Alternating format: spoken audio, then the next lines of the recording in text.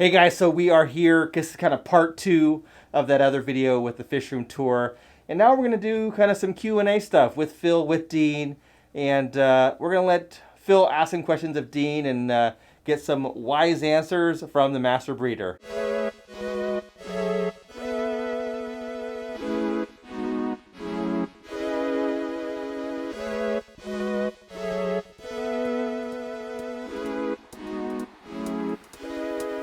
Alright, so since we just got done with looking through my fish room right next door here, Right. I guess as a first question, what do you think of my fish room? Well, okay, so it is eclectic, let's say that. And I think that's eclectic in a good way, not in a bad way, because you have quite a collection of fish. It reminds me a little bit of when I was younger.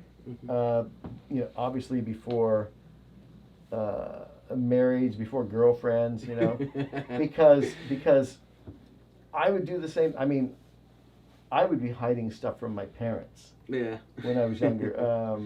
I was describing earlier a setup that I had made, two 10-gallon tanks, where I had made this paneling stand. It was made out of old, the wood paneling that you get. And my parents thought that it was just two 10-gallon tanks, but I hid below in the paneling two other 10-gallon tanks and had lights under there and the filters all that. So yeah, eclectic. You're spawning a lot. I think you would have more fish, marketable fish, if you took some of the tanks and made them into rearing only tanks, right? So, in other words, so those tanks were designed just to rear fish, not for not full of plants looking at. and Well, maybe full of like Java moss or guppy grass, something like that. Yeah, something simple. I'm not good at plants. I mean, I could never have a fish room like that because I would have a bunch of dead plants all over the place. So, yeah. Okay. Yeah, definitely. I get carried away when I'll start up a tank just for rearing fish, and then a week later I'm like, well, let me start to aquascape. Turns into something, right? Yeah. It always turns into something else. Yeah. So. What recommendations would you have aside from rearing tanks? Anything else you think I should in the room? Yeah. So, my first I would have two maybe, or three, or maybe four, or maybe a dozen. I don't know. So, the first one would be centralizing the air. And it's not going to be easy to do in that setup. Yeah. But it is possible. I mean, you showed us the big pump that you had got. Yeah, I've got it centralized for part of it. Right. But, yeah. So I think you're going to end up with manifolds is basically where you have all of the air valves, right? I feel like you'll end up having manifolds and then flexible pipe in between them. And I think that would work really well. And you got to realize that maybe the manifolds are fixed with some pipe clamps or whatever to hold them in place. Because you don't want to have loose stuff where you have to turn the valve. You want to be able to turn the air valve and not have that moving all over the place. So, so I could easily see a manifold on each side of the room down below, going up each side. And then as you come around the corner, maybe there's a vertical manifold there for those tanks. And then you come around the corner again with some flexible. You're going to have to use flexible, though, because you're in a situation where you need to. I mean, it's not going to work otherwise. Do you have to run a whole loop? No. You could get away with running one direction with that size of pump, and you'd have plenty. Now that in itself is going to eliminate a lot of your plug-ins for the small air pumps, right?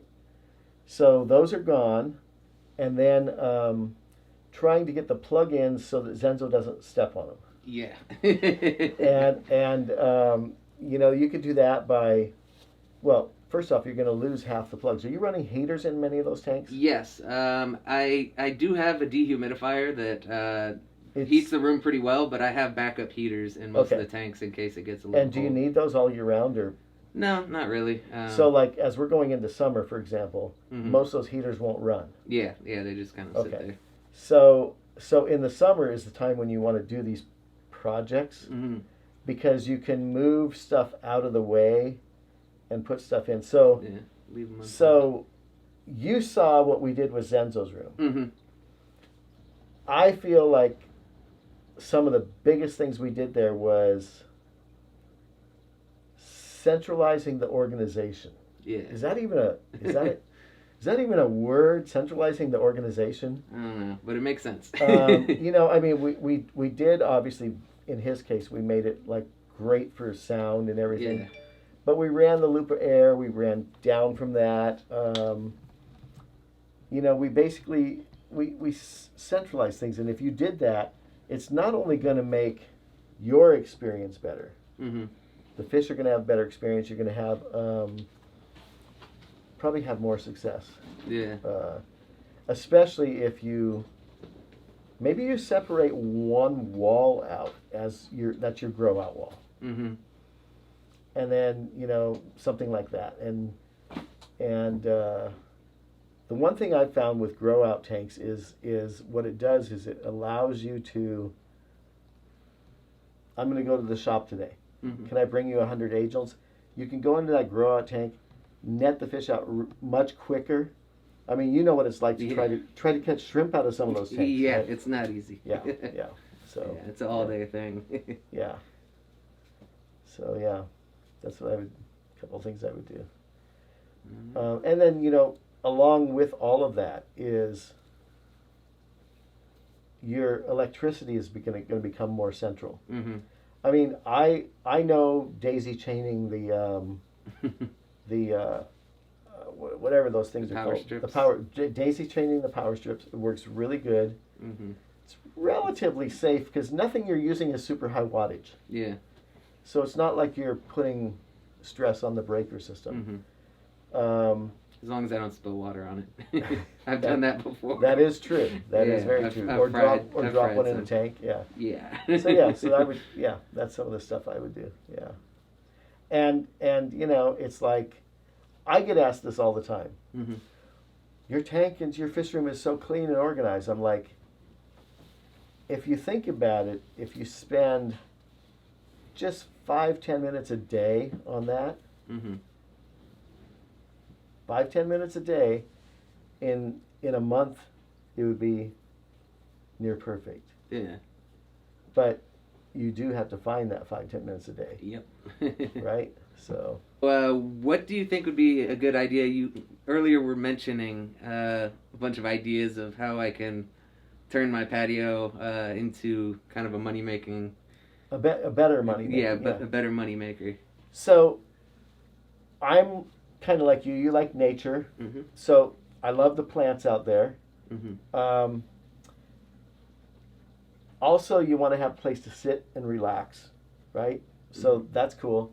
But you could line the space with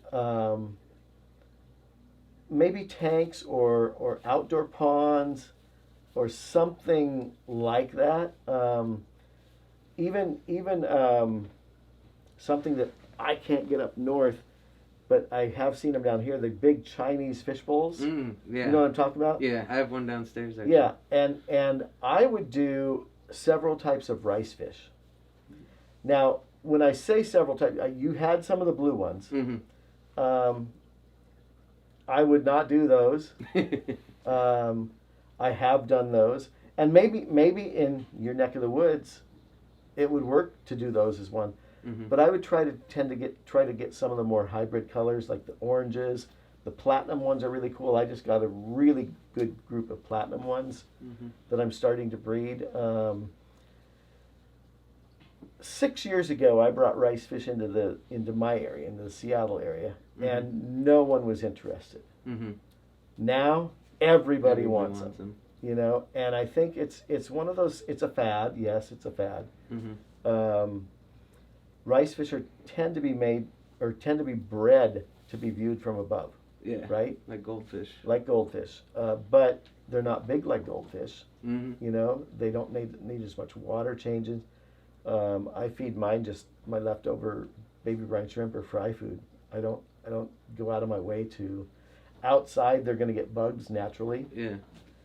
And at the same time, you got nature that you can grow out of that water. With I mean, like down at your pond, you have a lot of bog type plants. Yeah. You do the same thing up here, Mm-hmm. and it'd be really cool. I just think it'd be very cool because you've already got a bunch of tanks out there. Yeah. Adding some fish that make profit in there. Yeah. Yeah. I can definitely.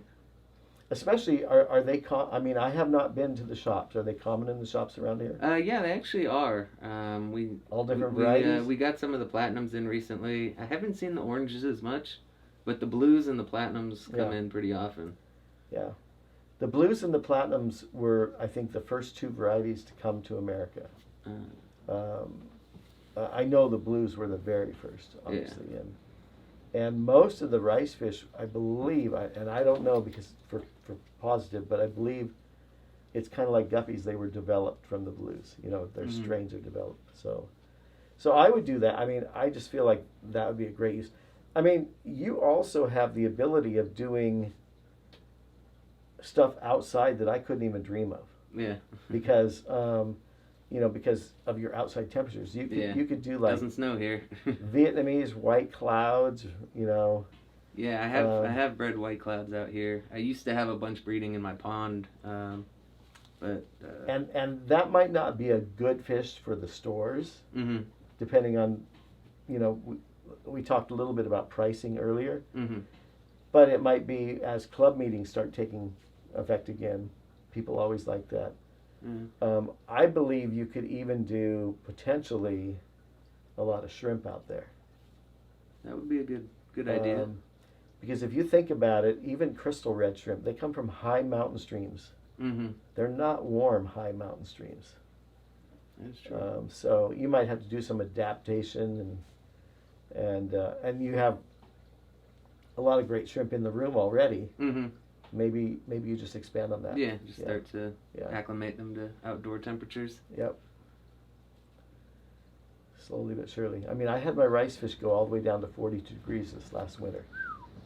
At one point, for about a week period, there was an inch of ice on top. Wow. So they can definitely withstand that. Now, when they get down to that temperature, they're not breeding. You're not feeding as much, obviously. Kind of like what you do with the goldfish. Yeah, with goldfish. But they all survived. I didn't have any losses. Nice. So. All right. Well, thank you guys for coming and hanging out. It's been awesome. Always have fun hanging out with you too. Thank you for answering my questions. And if you guys want to check me out, I'm on YouTube and Instagram under Filthy Tanks with a PH. Yeah. You are. And I almost always run into you when I come down and go hit the shop at least once. Yep, I'm always around.